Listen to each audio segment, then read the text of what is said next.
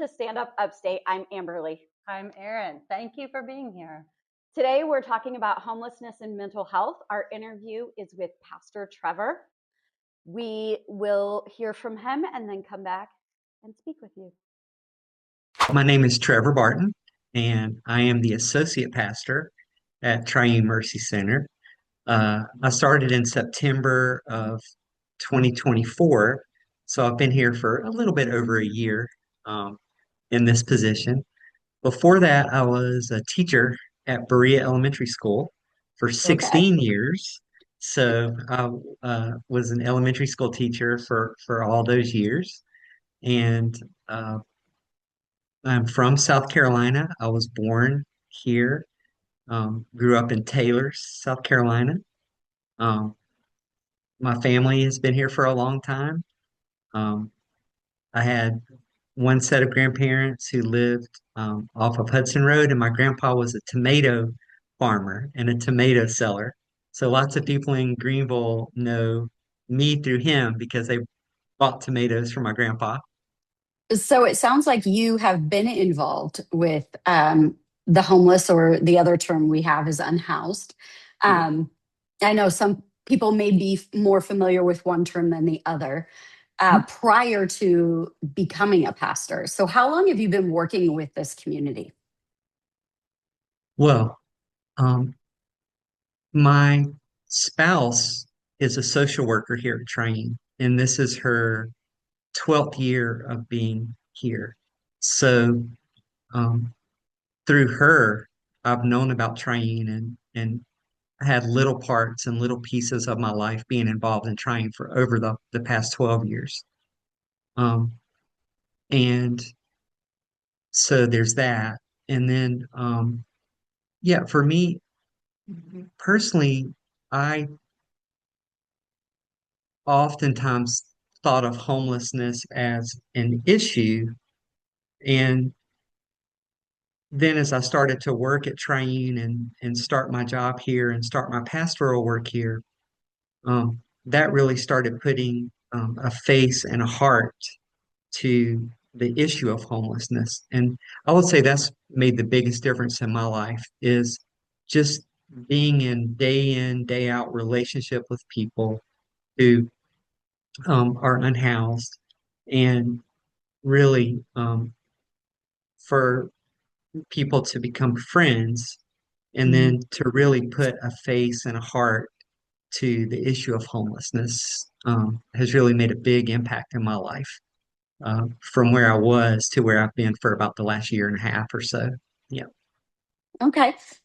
Do you work with them daily? I am not familiar with Triune, and some of our audience may not be. So what is your interaction, and what do you either do through Triune, or what does Triune do as a whole, and or both? Yeah, I can try to answer that. So Triune, as people come through the door, they can sign up to talk with a social worker or a case manager about whatever goal they might have. So you might have someone who comes in and says, I need to work on getting my Social Security card, or I need to work on getting my birth certificate, or I would like to work on getting SNAP benefits. And just something that they might need that a social worker or a case manager could help. And then, of course, for a lot of times, for a lot of our parishioners, they come in and the thing they're looking for is a place to live, some type of housing to be able to go into. Even though that work is really important, the most important thing is beginning a relationship and building on a relationship with people who are coming in. So we'll have a lot of people who come every day, sometimes just to have someone to talk to. But we also um, sort of open ourselves up to be uh, a morning center where people can just come in and sit down and take a break and rest. And especially if they've been out on the street all night, just a place to come in to have a place to go and a place to be. My job is to provide pastoral care and counseling. And I think that's been one of the things that has meant a lot to me and to my friends. Because a lot of times someone might be in the hospital and they don't have very many people, if anyone, who is able to come see them. And so to have someone come in and sit down and say, I want to come and sit with you and be with you and listen to you, it really makes a big difference for them. Um, and then trying, we we have meals here. We offer a breakfast every Monday morning from 7 to 8 o'clock. A lot of people say it's the best breakfast in all of Greenville, and the volunteers who come really take pride in putting their heart into their work. And then we offer a lunch on Saturday, and then we have a lunch every Sunday. Training's been really involved with Greenville Together, which has worked over these last months to try to take people from street to home, just to help people find housing, as well as our own social workers and case manager working with people to get people into housing. Probably over these last 8 months, I've seen more people come into housing. That it's just a beautiful thing to see. Yeah, and a very helpful thing to see. So that's a little bit about what we do, I would say, and what I do. Yeah, that's a Yeah. lot. The topic for tonight is on the mental health or mental illness that Mhm. homeless might deal with. Through our research, and you can share what you've seen, through our research, we saw that not a lot of people become homeless because of a mental illness. It's actually a very small percentage, but being homeless, the trauma of it, dealing with the stress and the anxiety, and then of course you never feel great being homeless, right? And so Right. that can cause people to deal with anxiety, to deal with depression, to deal with PTSD. If depending on what has happened, could cause them to be homeless or they whatever they experienced during homelessness as well. Is that has that been your experience? That's been my experience. And, very well-meaning people will say, well, mental illness or substance abuse causes homelessness. And a lot of times I'll kind of stop and talk with them for a minute and say, think if you had to live on the street for 10 days, imagine what that would do to your mental health, just by being out on the street. So it's not a cause and effect. It's that if you do become homeless, and there are many reasons why people become homeless. It can be um, anything from losing a job to um, a health crisis that you didn't have the money to pay for, and then suddenly you find yourself unable to pay rent, and then you're out on the street. Um, that that just being out on the street itself would cause mental health issues. And I have two really good friends who just over the last couple of weeks got housing. They've been unhoused for quite a long time and either lived on the street or went to the shelters at Miracle Hill or Shepherd's Gate if it got really, really cold. But most of the time, they actually lived on the street. And they were in what we call the Sprint voucher program. So they got a voucher through the Greenville Housing Authority, and they got their keys to their new place. And and one of those friends told me, she said, the very first thing I'm going to do is take a shower and a nap. And then when I wake up, I'm going to take another shower, and then I'm going to take another nap. And what she was trying to say is, it's hard living on the street, and just to have a place to go to have a shower and a nap can do more for your mental health than than you could ever imagine if you've ever been in a place where you can't have those things. Yeah. So Yeah. yeah, so I found that to be very true. Um, Yeah, I would imagine sleeping on the streets, you don't sleep well. And from what I understand, even people who sleep in shelters don't actually get really good sleep. Um, yeah, and that makes sense. If you If you've ever gone, even for a cold weather shelter, you have many, many people in cots around you, and you're thankful that you're in a place that's warm, but you're not in a place where you have a lot of space. You're sharing that space with lots of other people. And so, yeah, it's hard. I would say it's really hard to get rest. And for me, if I don't get a good night's sleep or I don't get rest, I can sure feel it the next day. It makes it difficult for me to do my work. And then imagine what if it was like that every night, day in and day out, where I just struggle to find a place to find place to rest. Yeah. My friend told me that it just takes an incredible amount of time to let your guard down enough where you start feeling relaxed enough where it's possible to go to sleep. But even then, you're worried that they're, you're worried that someone's going to come to hurt you or take your stuff. You just don't know because you don't have the security that people have when, they're locked away inside their own house. They're sort of open and vulnerable to whatever's around them. And so it really plays hard on mental health. Um, Yeah, that's I another thing, is just imagine. worry and anxiety. Yeah. So for those, let's say it's not mental health that's the cause of Mhm. them, living on the streets or in shelters.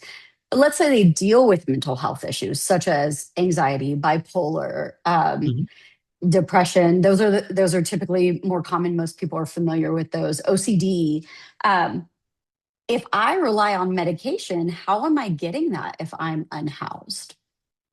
That's a really good question. And I just had an opportunity to go to presentation that Furman University presented, and it was I think the title of it was um, "Secure Housing as Healthcare," and I had never thought of it before, but it's true. Let's say if someone has diabetes and they need to take their medicine every day, their insulin every day for diabetes, but they're living on the street, they don't have a refrigerator to keep their medication in. And so just that in itself becomes very difficult. What is that person going to do? Because if they don't take their medication, it has serious ramifications.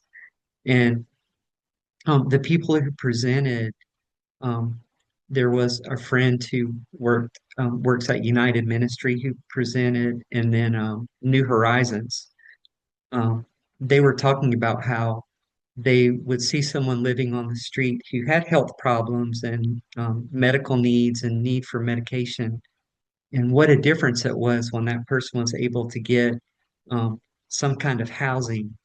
Um, just to see the person after a few days looks like a whole new person, and in a way they are, because just being inside and being, having a safe place to be, a roof over their head, um, allows them to be able to take care of themselves much more than not. But for some people who live on the street, um, New Horizons will come by and they'll deliver medication to us to give to them. So they're able to get some of the medication they need. But that's a huge issue. A lot of people don't think about is if someone is living on the street and they have health needs like all of us do. Mhm. What do they do? Where do they go? How do they get it? Um, how can they stay healthy? And it's difficult. It, and it takes teamwork to help it happen. But housing would be a great way to helping someone get housed would be a great way to help them get healthy or healthier for sure. For Yeah. sure. So if let's say I lose my house and I'm living on the street and I find myself having anxiety attacks or panic attacks because I'm afraid, where can I go for help? One thing that I'm really thankful for is every Wednesday at Triune, we actually have a name for it. We call it Wild Wednesday, but it's just because so many people come in from that 9 o'clock to 12 o'clock time to offer services. And so we have a medical staff that comes in to help. And so if someone comes in to present at that moment, they could say, I'm really struggling and I'm having panic attacks and I don't know what to do. There's someone there who can listen to them and help point them in the right direction. So that's one really good thing. And also, I'm really thankful that New Horizons, they bring a mobile medical unit that comes to train every Monday morning. And so they set up their mobile unit. And so there's another place that people know, well, I could go there and there's someone I could talk to, and explain what's happening and then find out where I could go to find needs met. Um, and then I'm sure there are other places as well that I'm not familiar with. Um, so it would be different for me. I have a primary care doctor and I have a car, and if I'm struggling with something, I can just call and make an appointment and drive myself over, and then start the road back to health. So it's harder for sure if you're living on the street. Yeah, I can imagine. I mean, you guys are providing community and friendship, which we all know can greatly affect our mental health for the better. Yeah, It's so important to know that we're cared for and that someone is looking out for us and someone actually wants to help us. unhoused people are not problems. Unhoused people have problems that need to be solved. Unhoused people aren't problems that need to be solved. They have problems that need to be solved. And I find that to be really true. And most people I talk with, you realize that they're struggling with certain problems. They really need help solving, and they need someone who's going to be a friend, and and and and they need groups of people that care to help them solve that problem. Yeah. Yeah. I mean, a lot of people, I assume, do not expect to find themselves homeless. I don't see many people planning that for their future, going, I would love to live on the streets or in shelters. I know. So, And two, homelessness, it's very complex.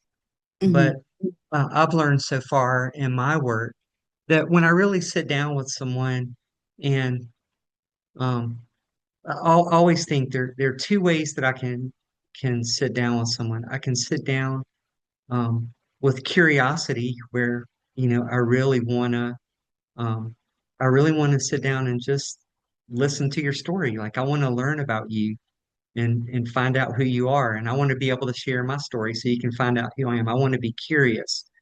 Or I can sit down with suspicion and say, I bet you're homeless because, and I've found that to be curious is the much better way.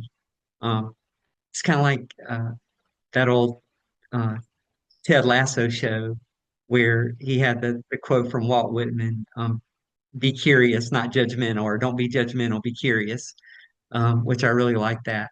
But when you're curious and you sit down with someone and begin to build a friendship and to listen to stories, you'll hear people say, you know, um, I loved I loved my child so much, and when she was 8 years old, she she died, and I've never been able to recover from it.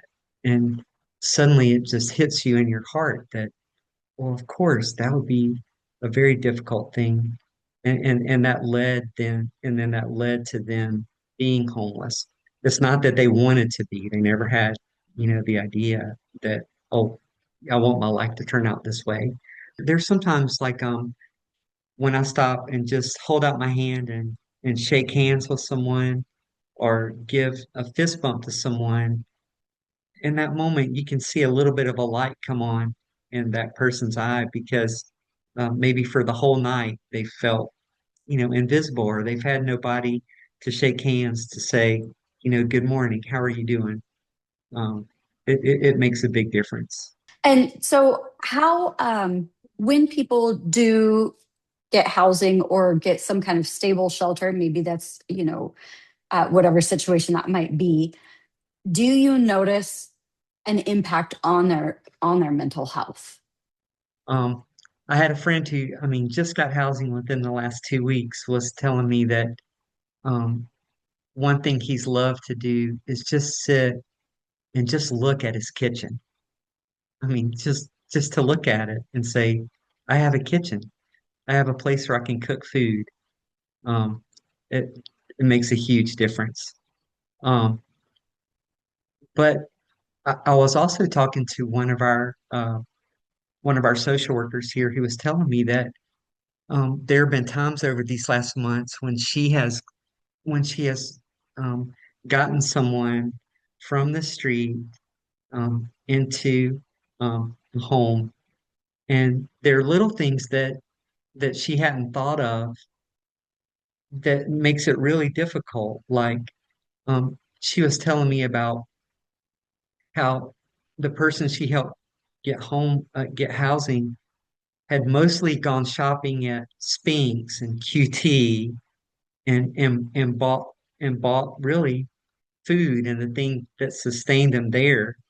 And after the person got housing and had a kitchen, my social worker friend took that parishioner to a grocery store and was amazed and saddened in a way that the person just became totally overwhelmed at just Mm. the number of choices there are, and to realize that hamburger costs this much, and uh, things that they hadn't experienced before living out on the street, that now they're and so we, we call those things wraparound services. You try to get people into housing, but then it's important to stick with them, especially if they've been living outside or living on the streets for a long time. Um, it takes a lot of walking along beside someone to help them make the adjustment from being um, on the outside to being on the inside. How long do the wraparound services, how long do those last? I don't know that I can put an actual time frame on it. It's best when you're in a position where you can say, I can help this person as long as they need me, and until they finally say, I don't need you anymore. I've got this. Like, uh, especially when someone gets housing and then um, finds some way to have some employment where they can have bus passes and to be able to get from one place to another. I would say that's the best case scenario. When you walk along with the person and they finally say, "You can go help somebody else now because walk somebody else now because I think I've got this." But like I say, it's very complex and it's different times for different people. But that's the Okay. goal. That's the goal in itself.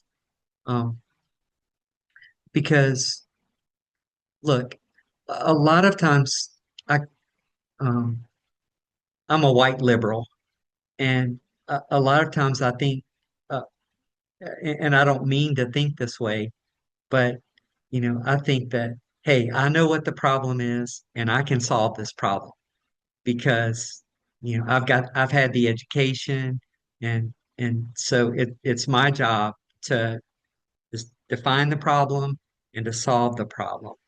Um, when the truth is, really the most important thing is for people to have agency and to be able to say, no, this is the problem that I see, and this is what I want to do. And I don't need you to do it for me. I just need you to walk along beside me, you know. Yeah. Well, I like that there's not a time limit on the services provided afterwards.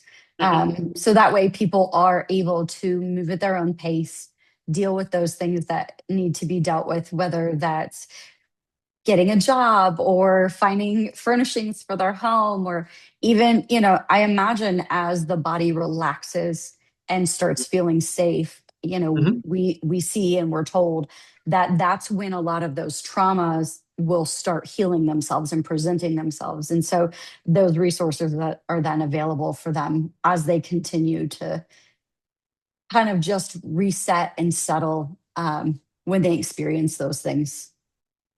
But one thing I love about being at Triune is, we're able to say we're with you for the long haul. I mean, we're going to be here with you for the long haul. We're going to try to be here as long as it takes for you to set your goal and meet your goal. We want to be here with you to help you make it, and I like that. Yeah, I like that too. Now, we've touched a little bit about on substance abuse. Mhm. Are there services for those who are struggling with that as well? Yeah. One beautiful thing, we have a friend who comes from the fire department and offers non-judgmental substance abuse counseling and really works hard if the person says, I need to go into rehabilitation, then that person works really hard to help um, people get into rehab every possible way because that person knows, and we all know, that if someone is in the throes of substance abuse, it makes life very, very difficult for them and for everybody else around them. And so when that person comes to the realization, hey, I need help and I want help, it's so good to have people there who say, okay, I've got options for you. Let's talk about this. Let's make some phone calls. Let's get you, let's get you set up, you know. And I was just talking to a friend today who had just come back from Florida, who had been in rehab. And he said, you just look so good and you sound so good compared to what it was like, when you were just deep in the throes of substance abuse. And it really was like it's just, uh, I hate to use the word resurrection because it's such a religious word, but you do see people um, when they're ready and they go through, um, and then they come out clean and sober and really working hard to stay that way. It's like a whole new person. I imagine that also helps with them getting housing and a job and all the things that are necessary to pull them off the streets as well. So Yeah, that makes that easier. At yeah, least I hope. it does because, I have friends and I, a lot of times if they're using, it is very much a Dr. Jekyll, Mr. Hyde type situation where the person can just be so thoughtful and so deep feeling when they're not using. And then when they are using, just become a totally different person. Not a person that they want to be, but the substance itself takes control. And and that hurts, to see people in that situation. And it feels so good when someone finally seeks help and gets it and starts to turn around and and then be part of a group of other people who have also gone through it and can help each other and support each other. Um, that's a big thing, and Yeah. can really help mental health tremendously. And thanks for taking the time to speak with us and to share what you guys do and what you see and just a little bit about your experiences. Oh, you're more than welcome. Thanks for asking. All right, Erin, that was a really great interview. That was a really good interview. Before we get started, we have to make a correction. During the interview, Pastor Trevor was saying that it was New Horizons that does the mobile medical unit. It is actually Bon Secours. So we wanted to make sure you guys were all aware. Important to note because I feel like I learned so much from that interview. When talking to him, what was the most prevalent thing for you that you feel like you pulled from that? His use of the word friends, and how he would noticed describe, that. he kept calling them friends, and He would say, I was speaking to my friend, and what Yeah. he meant was a homeless person, and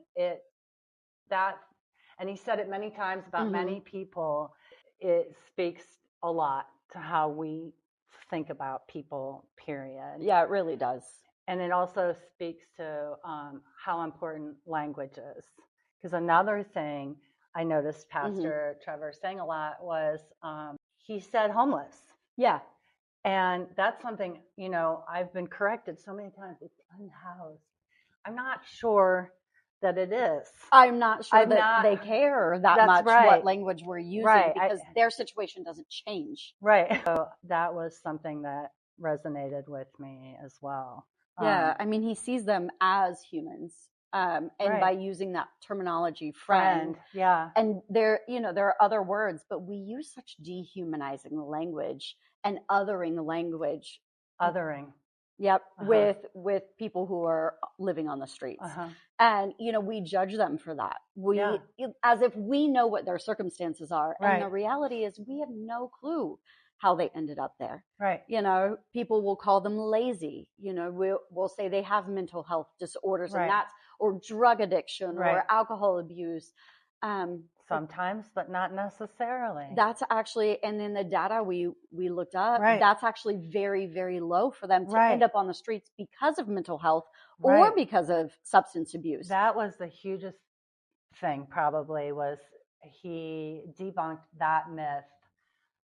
And then the other thing is everywhere else I've lived, this is the place that has the least social services offered. Yeah. And it was kind of an education for me to realize that the places of faith like Triune pick up where traditional, social services that are city or state or what fund don't exist. Yeah. In the video, over 55 different services they offered. That's nuts. And these are, largely people who volunteer their time. I don't believe there are any other establishments doing quite as much as he does. I don't know if there are, but audience, if you know of any who are doing quite as really much, we would love to hear about it. And I don't think it's about location. I think it's about times. Yeah. I think times are different, and that's what's made it the situation even harder is there was a time when they were part of the community. Yeah. Those were my neighbors. The other thing that he brought up, and I did sort of glean this when I went to the Greenville together, was that there also is this common misconception that we need to be doing everything, that these homeless folk, the reason we can't solve this is because we have to do everything. And the truth is like you had that friend that helped you. Pastor Trevor described it as walking beside his friend. Yeah, he didn't need to do it for them. No, he needed to be there if they had questions and needed help. And that they also don't, we need to have a conversation and ask. Yeah. How can I help you versus like, I can't help you unless I just do these things for you. Right. And that's also, I just feel like I learned a lot of things from him. Yeah. And I felt myself to be a quasi-enlightened urban person. Yeah. So I feel like there's just a lot more work to do in this community. There is. I didn't realize, and I thought this was interesting, I didn't realize how much, or I should say how many services there are, but also that all they the would different need. types of counseling. Yeah. All the different types of things, things that you just physically need. Yeah, I didn't even think about it. I just feel like I learned quite a bit from him, and I'm super thankful. And thank you for that interview. The two of you really touched on a lot of things that I think a lot of people here will be able to learn from. Yeah, I hope so. And maybe turn to action here in Greenville.